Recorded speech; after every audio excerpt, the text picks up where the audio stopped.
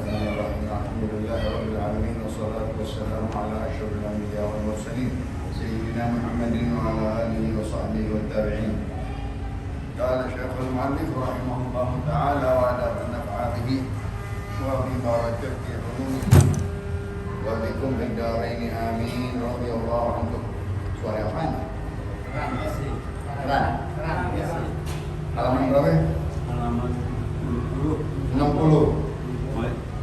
Garis Majlis Tsani wal Ishrun. yang baru. Naam.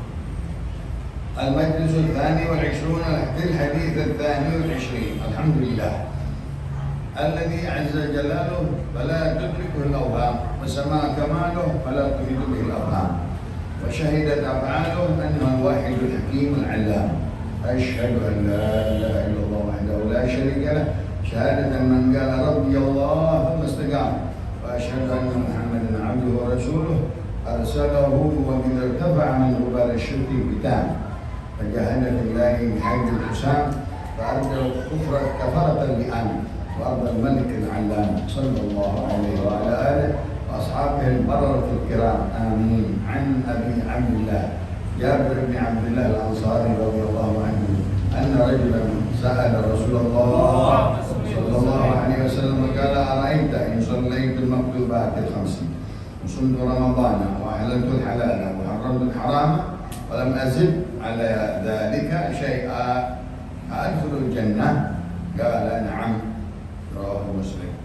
ومعنى حرمت الحرام اجتنبته ومعنى أحللت الحلال فعلته معتقدا إلا اعلموا إخواني وفقني الله وإياكم لطاعته أن الرجل السائل اسمه النعمان بن قوقل بقافين مفتوحين بينهما وساكنة وآخر لا. قوله أرأيت من الرأي أي ترى وتفتي بأني إذا صليت المكتوبات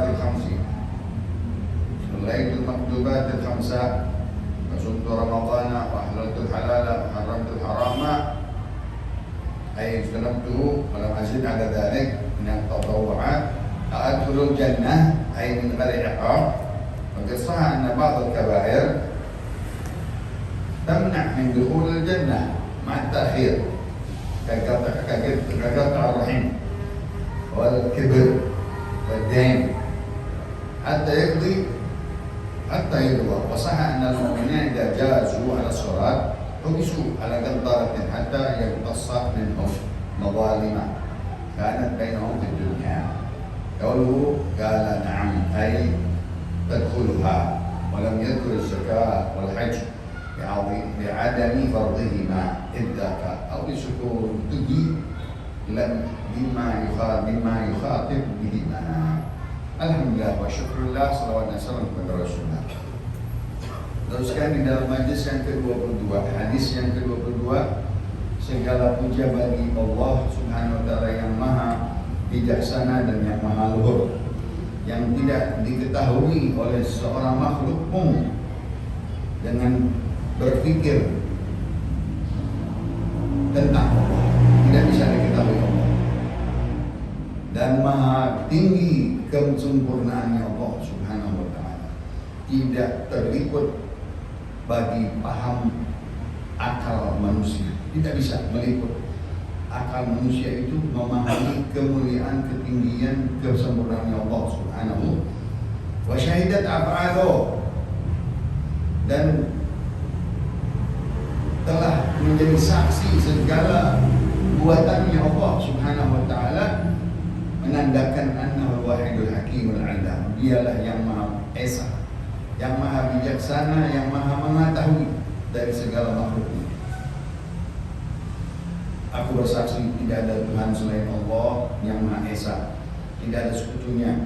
Baginya persaksian seseorang kepada Allah, dia mengaku Rabbi Allah, Tuhanku hanya Allah.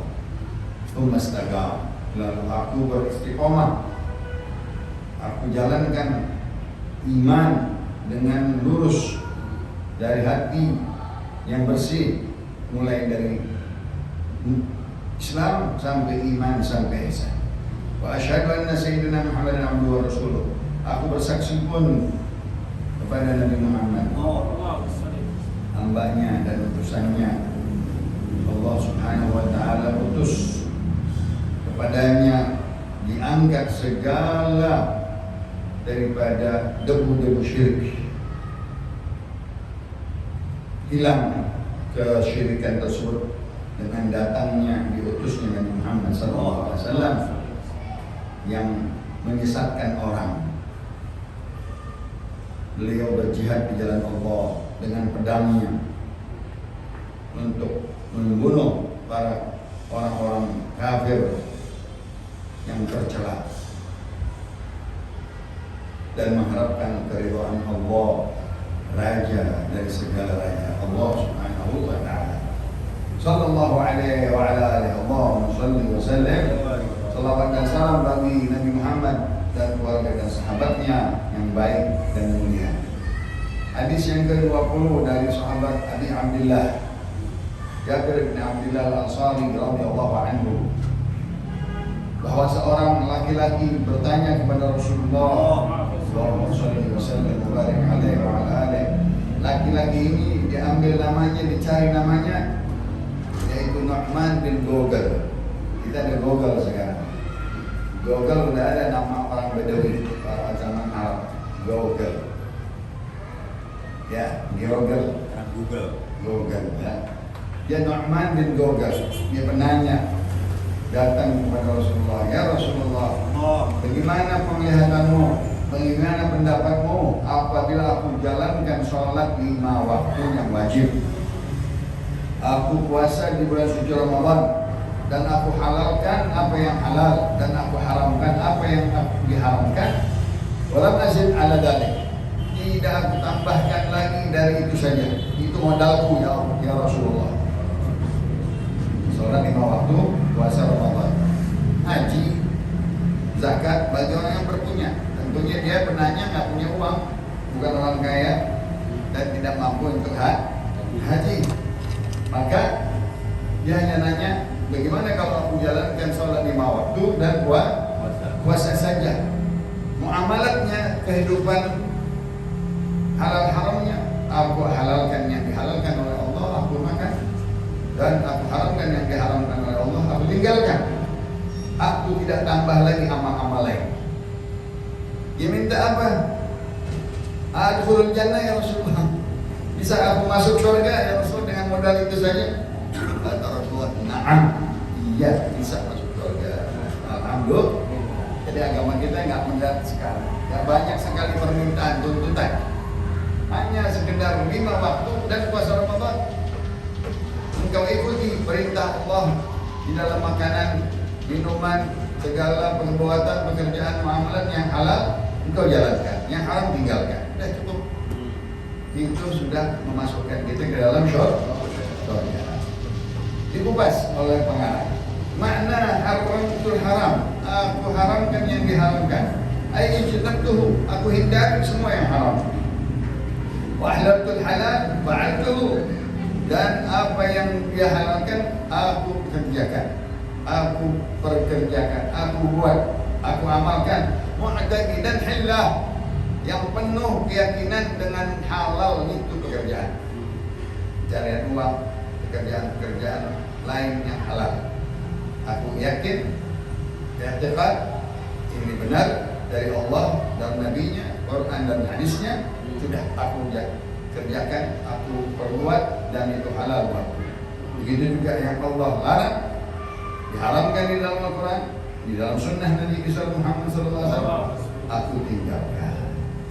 Ketahuilah wahai pembaca, saudara-saudaraku, semoga kalian diberikan taufik oleh Allah, aku dan kalian menjalankan taatnya, bahwa orang yang nanya ini namanya Nu'man bin Gogel. Dia berkata, "Ara'aita, dengan bagaimana pandanganmu, penglihatanmu ya Rasulullah?" Aku bertanya, engkau menjawab. Kalau aku jalankan salat 5 waktu yang wajib, aku puasa bulan suci Ramadan, dan aku halalkan yang halal dan aku haramkan yang haram, segala-gala yang haram aku tinggalkan, wala mazid ala dzalik, aku tidak tambahkan selain dari itu saja, daripada tatawu'at, pahala-pahala taat yang lain. Adkhulul jannah, apakah aku masuk surga tanpa disiksa? Benar, kata Rasulullah. Ada hadisnya, anna ba'dal kabair tamna' min dukhulil jannah. Kalau seseorang mengerjakan dosa-dosa besar, dia tertolak, nggak bisa masuk surga. Kalau ada dosa-dosa besar, apa contohnya? Memutuskan silaturahim, itu dosa besar. Takabur kepada Allah dan agama, itu dosa besar. Dain, ada utang sama orang, itu dosa besar. Hatta yang dia sampai diselesaikan. Begitu pula bahwa orang yang beriman, dari hadis Rasulullah Sallallahu Alaihi Wasallam, apabila dia melintasi jembatan Shiratal Mustaqim, dia ditahan dulu, ditanya dulu, ditanya atas apa-apa urusan manusia dengan manusia. Kezaliman satu dengan yang satu akan diusut, akan dihukum, akan dimintakan bertanggungjawabnya. Gak bisa masuk surga sebelum dia kelarkan urusan kezaliman antara manusia dengan manusia. Kanat bainahum di dunia, yang antara dia dengan saudaranya di dunia, selesaikan dulu, baru dia bisa melintasi jembatan Shiratal Mustaqim. Qauluhu qala na'am atadkhuluha wa lam yadhkur zakah wal hajj. Nabi memberikan 2 syarat saja masuk surga, sholat dan puasa. Tidak memasukkan zakat, tidak memasukkan haji, karena belum wajib baginya dia harta, dia tidak memiliki kekayaan perdagangan. Yang kedua, dia belum mampu untuk melakukan haji dan belum terpanggil dia baginya. Maka di dalam hadis ini kesimpulannya, boleh seseorang hanya mengerjakan yang wajib-wajib saja. Dengan kesibukannya, dengan apapun alasan dia nggak kerjakan yang sunnah, nggak apa-apa. Sunnah itu tambahan buat dia, tatawu'at, tambah taat. Kalau dia nggak ngerjakan yang taat-taat, itu bukan urusan kita, urusan dia. Nggak menjadi salah, nggak menjadi dosa buat dia, karena dia nggak mau menambahkan. Ibaratnya ini modal, itu keuntungan. Di balik modal cukup, nggak mau untung. Nah, lalu kata pengarang, wa an tamla'a alaihi ahlu balad fala yuqataluna. Walaupun katanya orang tersebut hanya mengerjakan yang wajib saja, tak boleh dihukum oleh penghuni kota atau orang sekitarnya, nggak boleh dijalankan hukuman, karena dia bagus menjadi sholat 5 waktu puasa Ramadan. Dia nggak berat bagi dia, nggak menjadi sunnah-sunnah. Ini contoh-contoh orang-orang Badawi namanya, orang-orang pegunungan, orang-orang daerah-daerah yang kesian, jauh dari kota, jauh dari ulama, jauh dari ilmu. Dia nggak ngerti banyak, tapi dia mengerjakan yang wajib cukup. Asal jangan ditinggalkan yang wajib. Kalau dia nggak menambahkan taat, itu dia hanya sekedar tidak mempunyai keuntungan pahala, nggak mempunyai ganjaran hasanat, ya. Dan itu tidak menjatuhkan dirinya di dalam kehinaan. Nggak hina orang nggak sembahyang dia pembelian. Dia hanya sembahyang apa? Wajib 5 waktu. Bagus, alhamdulillah masih sembahyang. Apalagi orang sekarang bagus banget, dia ke masjid aja udah cakep dia sembahyang. Datangnya pas Allahu Akbar, habis salam pulang, nggak apa-apa. Boleh ya? Ntar asal gitu lagi, maghrib gitu lagi, boleh, bagus. Nggak menjadi hina dia, ya. Dan dia termasuk orang-orang yang masih bisa dijamin dia beriman, dia taat kepada sholat 5 waktu di bulan puasa, di bulan puasa dia dia puasa dengan baik. Udah, orang ini bagus, cukup. Kontenannya 6, punya kalimat dia. Ya. Kenapa? Dia dawamin sholat 5 waktu. Dia dawamin puasa nggak kalah. Nah itu menunjukkan dia tidak menghina agama, tidak meremehkan perintah agama. Ya. Asal jangan tadi ada dosa-dosa besar seperti piutang sama orang, kezaliman sama manusia. Wah ini bahaya. Putusin silaturahim, berdurhaka sama orang tua, waduh banyak mengganggu orang. Nah ini dosanya akan ada ikatannya dengan manusia, manusia. Adapun dia hanya mengerjakan yang wajib saja cukup, dia tidak meremehkan agama. Kecuali dia ingkar kepada segala perbuatan yang taat, nggak boleh ingkar. Perbuatan taat kita junjung tinggi, tambahan sunnah, pahala saya tahu, tapi saya belum bisa ngerjain. Apa? Ente bagus bisa ngerjain sholat qabliyah, sholat malam, puasa sunnah, ane nggak bisa, ane belum bisa. Ente udah bagus, ya sholat qabliyah, sholat ba'diyah, sholat duha, sholat witir, ane belum bisa. Nggak apa-apa. Alhamdulillah, nggak dipaksa untuk kita mengerjakan semua taat yang sunnah. Jangan ingkar. Asal jangan ingkar hati kita bahwa itu betul sunnah Nabi kita Muhammad. Direstui oleh Allah Subhanahu wa taala, diberikan pahala yang mengerjakan sunnah-sunnah, menambah keuntungan. Aku tidak ingkar itu semua. Maka dia enggak kafir, enggak kufur, ya. Itu kemuliaan daripada isyarat bahwa sholat 5 waktu itu penting sekali.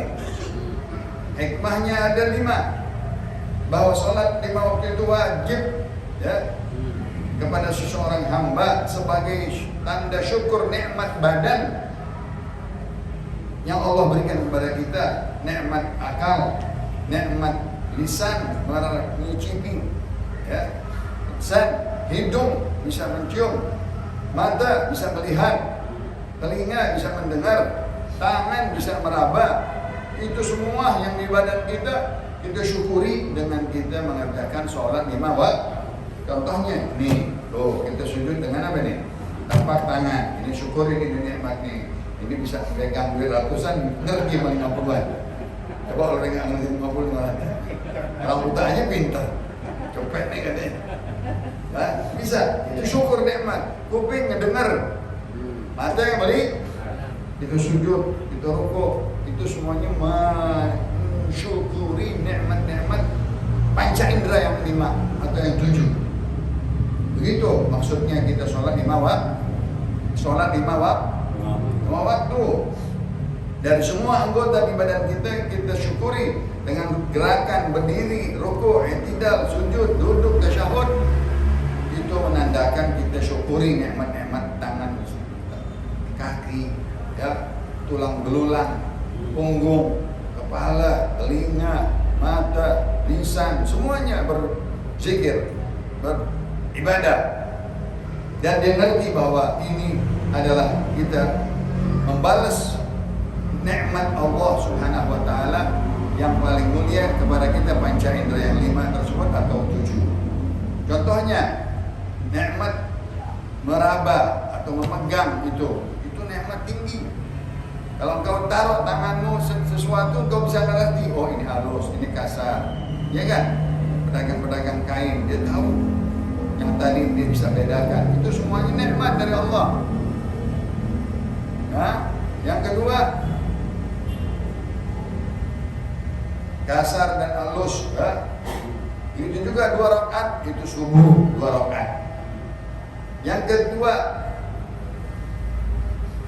nikmat mencium katanya. Engkau mencium wangi-wangian dari 4 sisi, dari depan bisa, dari samping bisa, dari belakang bisa, dari samping kiri bisa, semua kecium 4 arah. Itu dari sholatnya 4 rakaat, sholat zuhur. Adapun telinga, begitu pula telinga mendengar dari sebelah kanan, mendengar dari sebelah kiri, mendengar dari depan. Itu mensyukuri sholat asar. Sholat asar. Begitu juga mata. Engkau berdiri di satu tempat, engkau melihat kanan, kiri, depan, belakang lihat nggak? Nggak. Salat apa ya? Salat maghrib, katanya mata itu. Subhanallah, itu isyarat. Nah, ini 3 katanya sama dengan 3 rakaatnya maghrib. Adapun perasa, lisan, fata'rif bihil hararah wal buruda, engkau bisa ngerti panas dan dingin, manis dan asam, pahit. Itu 4 juga. Sama dengan kau mensyukuri sholat isya.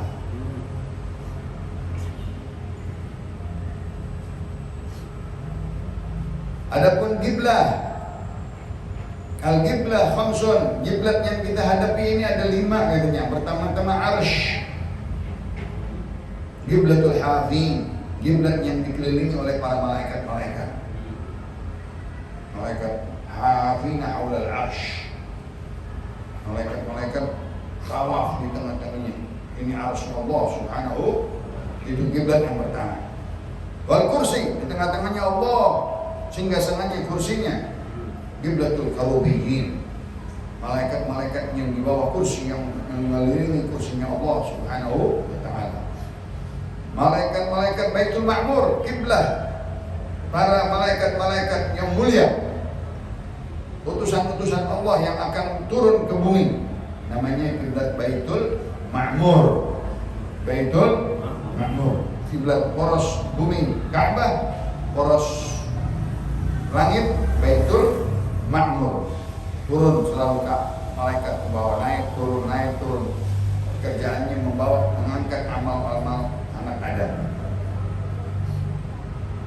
Wal Baitul Ma'mur minal aqiq, dibuat dari batu aqiq, katanya, Masya Allah. Dan yang di bawah adalah Ka'bah, kiblatul mu'minin, kota Mekah, Ka'bah segi 4. Itulah kiblatnya para orang yang beriman. Bainama tuwallu fatamma wajhullah. Dan di mana engkau menghadap, di sanalah ada wajahnya Allah. Qiblatul mutahayyirin, orang yang tidak mengetahui kiblat, kemana saja menghadap, di situ Allah subhanahu wa ta'ala. Fal arsh khalaqahu min nur.